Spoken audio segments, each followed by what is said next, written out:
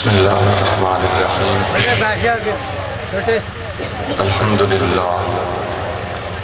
الحمد لله نحمده ونستعينه ونستغفره ونؤمن به ونتوكل عليه ونعوذ بالله من شرور أنفسنا ومن سيئات أعمالنا من يهده الله فلا مضل له ومن يضلله فلا هادي له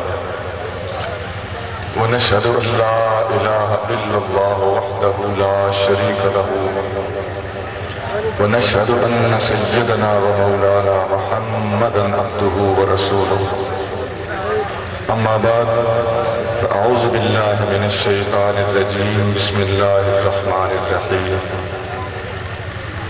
سبحان الذي أسرى بعبده ليلا من المسجد الحرام إلى المسجد الأقصى الذي باركنا حوله لنريه من آياتنا إنه هو السميع البصير صدق الله مولانا العظيم.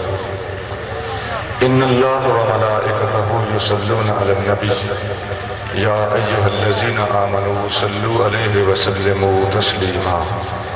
درود پاک پڑھیے. اللهم صل على سيدنا ومولانا محمد وعلى آل سيدنا ومولانا محمد وبارك وسلم.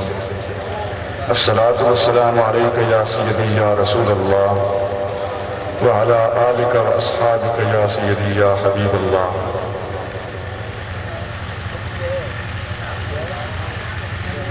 واجب الاحترام ہمارے مخدوم و محترم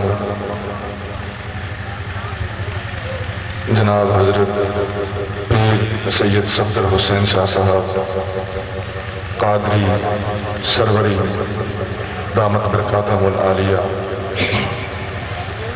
دیگر معزز مکرم علماء کرام، بزرگوں، بھائیوں، عزیزوں، اللہ کریم جل شانہ کا شکر اور اس کا عظیم احسان ہے کہ ہم ایک بار پھر اس مقدس محفل میں حضرت پیر سید شاہ سوار صاحب رحمۃ اللہ علیہ کے اس مبارک کی تقریب کے سلسلے میں مل کر بیٹھے ہیں. جو لوگ یہاں بیعت ہیں، جنہوں نے یہاں تعلق اور نسبت جوڑ رکھی ہے، وہ بھی مبارک کے لائق اور حقدار ہیں اور مستحق ہیں کہ ایک سادات خاندان سے اور قادری سلسلے سے اور پھر اس سلسلے کے ایک عظیم شہنشاہ سے انہوں نے تعلق جوڑا ہوا ہے.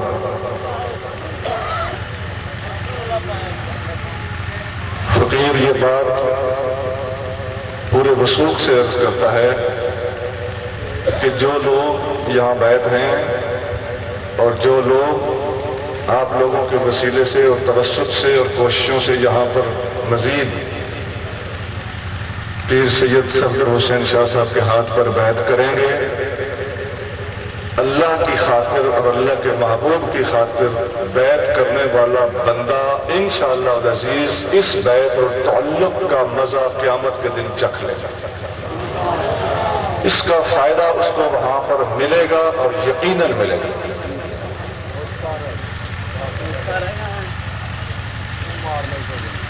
اور جو لوگ ان کی محفلوں میں تشریف لاتے ہیں، ہر محفل میں ہی فیوز اور برکات ہوتے ہیں، لیکن ایک ولی کامل کی محفل سمجھتے ہوئے، خاص طور سے اپنے مرشد خانے کی محفل سمجھتے ہوئے جو بندہ یہاں پر آئے گا، اس محفل میں بیٹھے گا، یہاں سماعت کرے گا، کلام سنے گا یا خطاب سنے گا، اور کلام اور خطاب تو بڑی چیز ہے، بخدا جو شخص یہاں کا لنگر بھی کھائے گا اس کو یہ لنگر قیامت کے دن کام دے گا. لیکن ایک بات میں عرض کر دوں، جو ہمارے دوست ایسی مقدس محفل میں آنے کے باوجود ادھر ادھر بھٹکتے رہتے ہیں، چلتے پھرتے رہتے ہیں اور کھیل کود میں اور فالتو غیر ضروری مشاغل میں لگے رہتے ہیں، ان سے درخواست ہے، یا کاشانہ اقدس پہ وہاں پر لنگر خانے میں بیٹھے رہتے ہیں اور ان کو گھسیٹ کے کہہ کے یہاں پر لانا پڑتا ہے، ان سے درخواست ہے کہ اتنی بڑی سعادت سے محروم نہ رہا کریں. جب اتنا پینڈا اتنا سفر کر کے آپ یہاں آ ہی گئے ہیں تو برائے مہربانی یہاں پہنچ کر اس سے اگلے نوالے بھی اپنے منہ میں ڈالنے کی کوشش کیا کرتے. تمام حضرات میری طرف متوجہ ہوں. میرا موضوع تو تھوڑا میں دیر سے شروع کروں گا. ایک بات میرے ذہن میں آ گئی ہے، وہ میں کر کے آگے چلتا ہوں. یہ حضرت پیر سید شاہ سوار رحمت اللہ علیہ کے پڑپوتے ہیں. ابھی چوتھی پشت. کتابوں سے ثابت ہے، تفاسیر میں یہ مسئلہ موجود ہے کہ اللہ کے ولی کی 7 پشتوں تک اس ایک ولی کا اپنا فیض چلتا ہے. صفدر شاہ صاحب کے ہاتھ پہ بیعت کرنے والا یہ نہ سمجھے کہ میں نے چھوڑ چھاڑ کے ہاتھ پہ بیعت کرنے تو مڑا کنڈا ہے. تو شاہ سوار کے ہاتھ پہ بیعت کر رہا ہے. ان کے اپنے اوپر بھی اللہ کی بڑی بندہ نوازیاں ہیں، لیکن اپنے پردادے کا فیض بھی 3 پشتیں آگے تک جانا ہے. پشتوں کا فیض چلتا ہے، اور اگر اپنے اندر بھی اللہ کا رکھا ہوا کچھ ہو تو نور علی نور ہوتا ہے. جو پیر تلاوت بھی کر لیتا ہو، اچھی نعت بھی پڑھ لیتا ہو، نبی کریم صلی اللہ علیہ وسلم کی محبت بھی لوگوں کو سکھاتا ہو. تقریر میں یہی فرمایا نا انہوں نے. خود اپنی بھی داڑھی شریعت کا خیال رکھتا ہو، مریدوں کو بھی کہتا ہو کہ داڑیاں رکھو. میں یہ سن رہا تھا بات، میرا دل جھوم رہا تھا. اللہ کرے شریعت پہ چلنے والے اور اپنے دوستوں کو چلانے والے مرید پیر دنیا میں کثرت سے پیدا ہو. ایسے پیر بن کے سامنے آئے، ہم ان کے قدم چھوڑنے کو تیار ہیں. ہم تو ان پیروں سے ڈرے ہوئے ہیں جو آپ بھی چٹ اور دوسروں کا بھی بیڑا چٹ. نہ شریعت پہ چلنا ہے، نہ چلنے دینا ہے، نہ دین کا پتہ ہے، نہ دوسروں کو بتانا ہے. میں ایک رسم ہے جو نبھائی جا رہی ہے. اللہ تعالیٰ آپ لوگوں کو برکت عطا فرمائے جن کو ایسی جگہ پہ نسبت اللہ پاک نے نصیب فرمائی. حضرت خضر علیہ السلام کا واقعہ قرآن شریف میں مذکور ہے. سیدنا خضر علیہ السلام نے یتیم بچوں کی دیوار سیدھی کرا دی. حضرت موسیٰ علیہ السلام نے فرمایا، اے خضر علیہ السلام، اگر آپ چاہتے دیوار سیدھی کرائی تھی 4 پیسے ان سے لے لیتے. رات کے ہم بھوکے ہیں، اس گاؤں والوں نے ہمیں روٹی بھی نہیں دی، اور ان کی دیوار آپ نے مفت میں سیدھی کرا دی ہے. وہ مکمکا کر لیتے، کوئی مزدوری لے لیتے تو روٹی ہی کھا لیتے. خضر علیہ السلام نے فرمایا، میں نے کہا تھا نا کہ آپ میری باتوں کو سمجھ نہیں سکو گے اور اعتراض کرو گے. آپ نے پھر اعتراض کر دیا. خضر علیہ السلام نے اس کی توجیہ بتائی، اس کا سبب بتایا کہ میں نے ان لڑکوں کی دیوار سیدھی کیوں کرائی. فرمایا، میں نے اللہ کے حکم سے ان کی دیوار سیدھی کرائی ہے، اور اس لیے کرائی ہے کہ ان کا باپ، مفسرین لکھتے ہیں، ان کی 7ویں پشت پیچھے، ان کا پردادا لکڑ دادا 7 پشتے اوپر اللہ کا ولی تھا.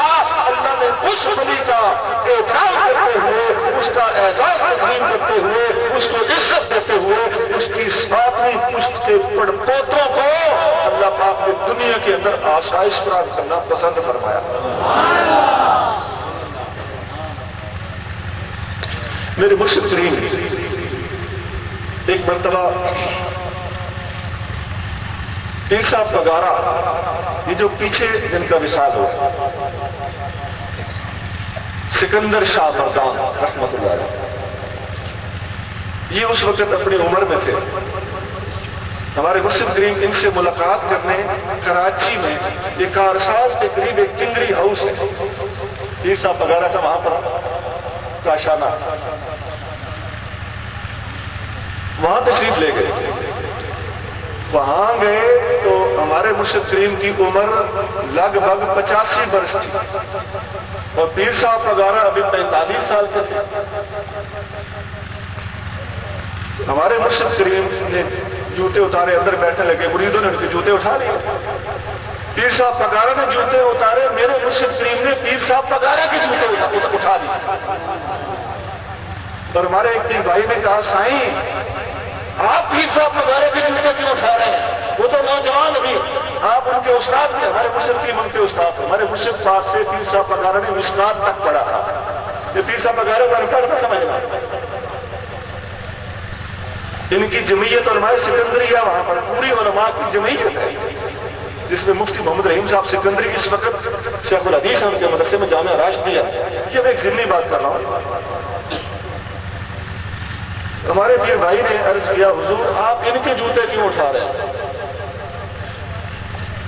آپ نے پیچھے مڑ کے فرمایا خاموش، یہ پیر سے روز دھڑی کا پوتا ہے اور 7 پشتوں تک اپنے مرشد کی اولاد کا ادب لازم ہوتا ہے۔ میرے بھائی